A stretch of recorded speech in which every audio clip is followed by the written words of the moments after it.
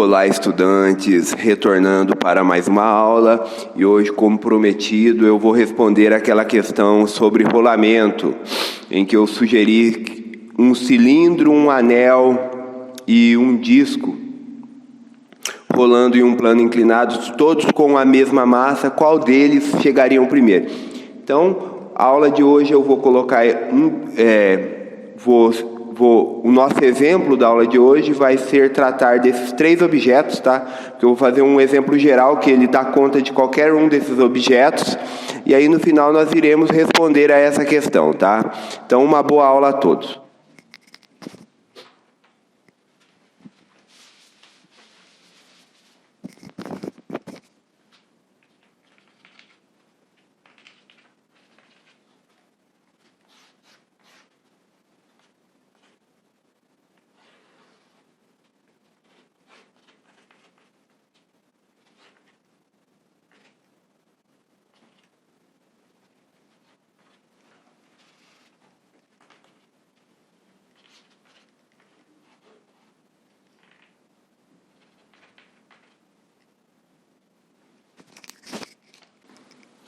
Então, pessoal, o problema aqui ele não precisa ter prática nem habilidade para resolver, tá? É um problema de rolamento. Então, esse problema aqui é um problema muito simples e nós precisamos fazer apenas duas coisas. Aplicar a segunda lei de Newton para o movimento unidimensional, o princípio fundamental da dinâmica, ou seja, aplicar a segunda lei de Newton e, na sequência, depois nós devemos aplicar a segunda lei de Newton para rotações. E aqui eu tenho um problema muito interessante, porque o que acontece? Para que haja rolamento, eu preciso de atrito. Só que a força de atrito que age nesse sistema, ela é uma força de atrito estática. Então, força de atrito estático, ela não realiza trabalho. Então, esse sistema aqui, ele é conservativo. Nesse caso aqui, o trabalho da força de atrito, ele só tem o papel de converter energia energia potencial em energia cinética. No caso, a força de atrito, ela não é dissipativa. Então, agora nós iremos aplicar a segunda lei de Newton, que é o princípio fundamental da dinâmica, ou seja, a somatória das forças é massa vezes aceleração. Então, a primeira coisa que eu tenho que fazer aqui, só definir aqui que é meu raio, eu tenho que definir o meu sistema de coordenadas aqui. Então, esse aqui vai ser meu eixo Y, e perpendicular ao meu eixo Y aqui, eu tenho o meu eixo X. Então, o meu eixo Y ele é perpendicular ao plano e o meu eixo X ele é paralelo ao plano e ele tem o mesmo sentido do movimento do meu objeto, que pode ser um anel, um cilindro ou um disco. Então, o que nós temos também que entender aqui é que a força de atrito ela atua somente em um único ponto de contato entre o objeto e o plano, tá bem? Então, aplicando a segunda lei de Newton. Então, primeiramente, aqui eu vou tomar a segunda lei em Y, tá? Em Y, o que eu tenho? Eu vou ter a componente do peso aqui perpendicular ao plano igual a normal. Então, normal menos mg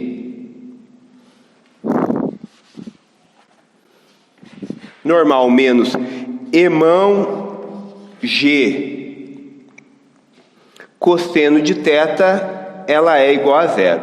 Lembrando aqui que esse objeto ele tem massa emão, tá bem?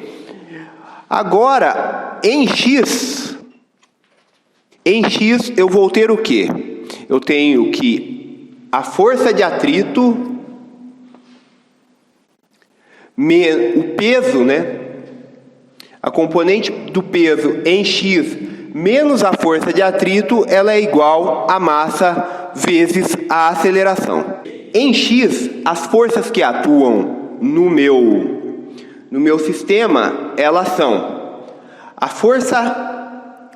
a componente da força-peso na direção X, que é o emão G seno de θ, essa discussão do ângulo θ nós já fizemos, menos a força de atrito, E isso aqui, ele é igual a massa do meu objeto vezes a aceleração do centro de massa. Então percebam aqui que eu tenho duas equações para a segunda lei de Newton, que é o princípio fundamental da dinâmica. Então, pessoal, o que nós podemos fazer agora aqui é relacionar a força de atrito aqui com o torque. Então é isso que nós iremos fazer aqui, determinar o torque no objeto. Então o torque, no caso aqui, ele será dado pelo quê? O torque aqui, ele é força vezes o raio, ok? Então, nós temos essa relação aqui, ó. Torque, ele é R vetor F. No caso aqui, o meu raio e a minha força, eles são perpendiculares. Então, esse torque aqui, ele pode ser escrito como produto de R vetor F. Então, o meu torque aqui, no caso aqui, é onde a minha força F é a força de atrito. Então, o meu torque aqui, ele pode ser escrito como sendo RF. Só que nós sabemos que o torque, ele é momento de inércia vezes aceleração angular. Então, o torque aqui, ele vai ser o meu momento de inércia vezes a aceleração angular, que é Iα. Desculpa, ele vai ser o meu momento de inércia I vezes a aceleração angular, que é α. Isso vai ser R vezes a força de atrito. Então, eu posso escrever a força de atrito em termos do momento de inércia, aceleração angular dividido pelo raio, ok? Porém, eu posso melhorar essa equação aqui. E é isso que eu vou fazer aqui, ó.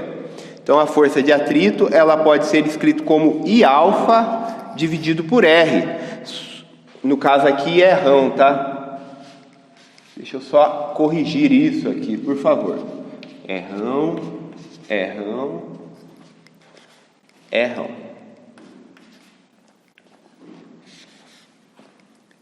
É rão. Então, o meu momento de inércia, ele é emão K ao quadrado. Esse K aqui, nós já definimos ele como raio de giração.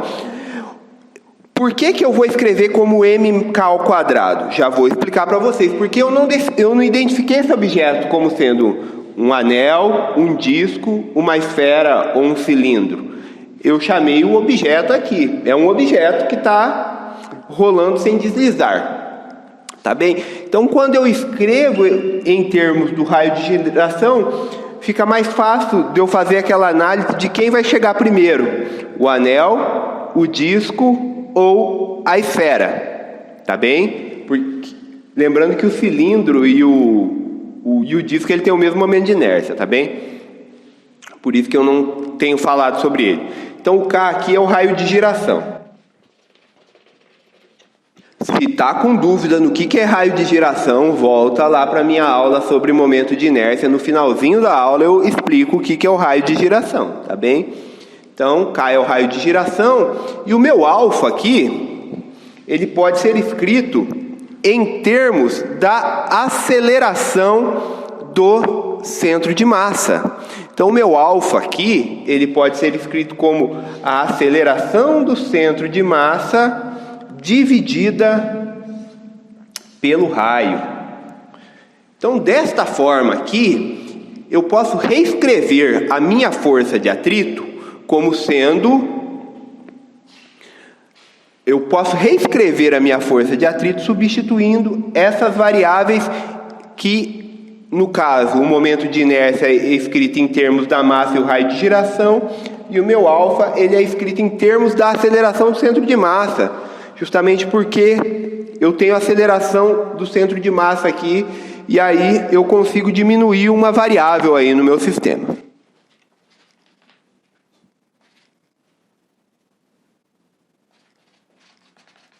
Então, desta forma aqui eu posso escrever a minha força de atrito, seu módulo, como sendo a massa vezes a aceleração do centro de massa, multiplicado por essa razão aqui, que é K quadrado, R ao quadrado, onde R é o raio do objeto e K é o raio de giração. E para eu saber o raio de giração, eu tenho que dizer se esse objeto ele é um anel, um disco, um cilindro ou uma esfera, tá bem? Então, pessoal, só orientar um pouco aqui o que nós fizemos, né?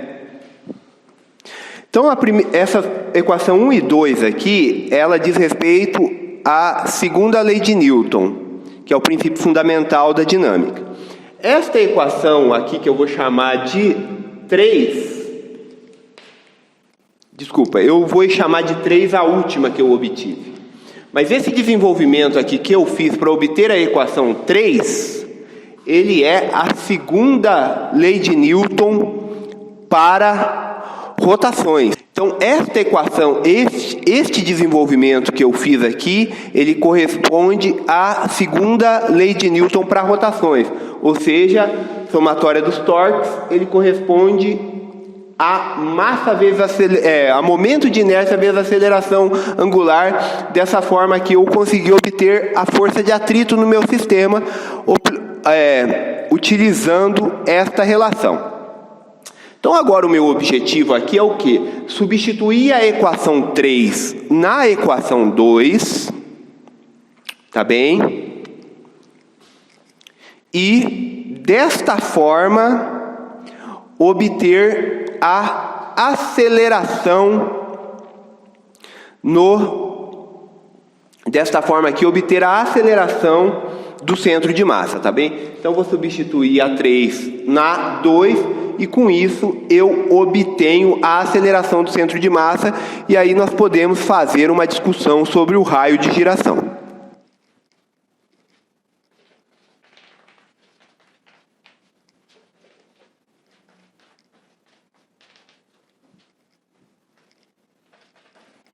Então, feita a substituição da força de atrito, eu posso cancelar as massas.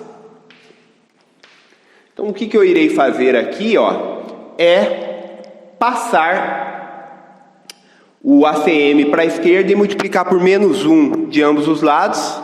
Então, eu vou ter que a aceleração do centro de massa, ela vai ser igual a 1 mais K quadrado sobre R ao quadrado, e isso aqui vai ser igual a G seno θ. Ok? Então, dessa forma aí, eu já obtive o resultado que eu estava buscando. A aceleração do centro de massa, ela é igual a G seno θ.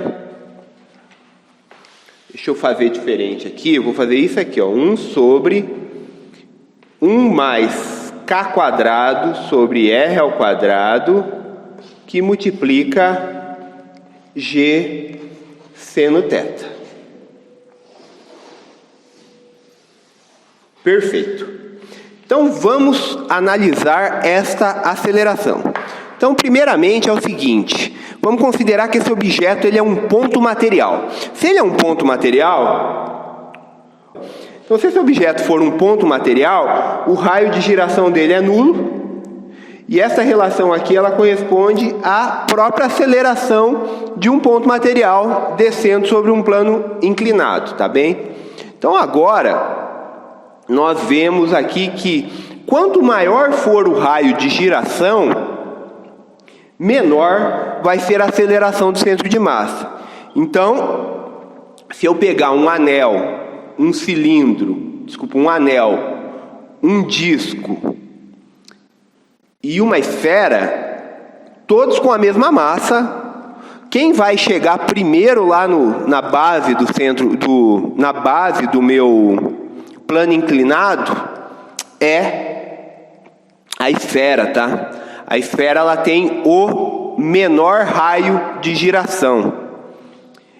E o que tem o maior raio de giração é o anel, porque o anel ele está com toda a massa concentrada em sua extremidade, tá bem?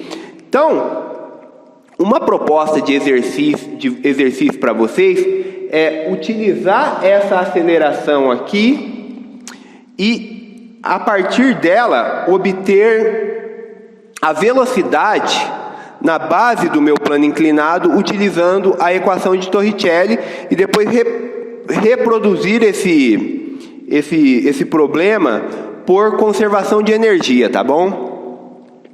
É um problema interessante para vocês verificarem a equivalência de resultados. Só que na hora que você for resolver esse problema por conservação de energia, você tem que levar em conta energia cinética de translação e energia cinética de rotação, tá bem? Então, pessoal, encerra aqui a aula de hoje. Muito obrigado por assistirem às minhas aulas, tá? E bons estudos para vocês.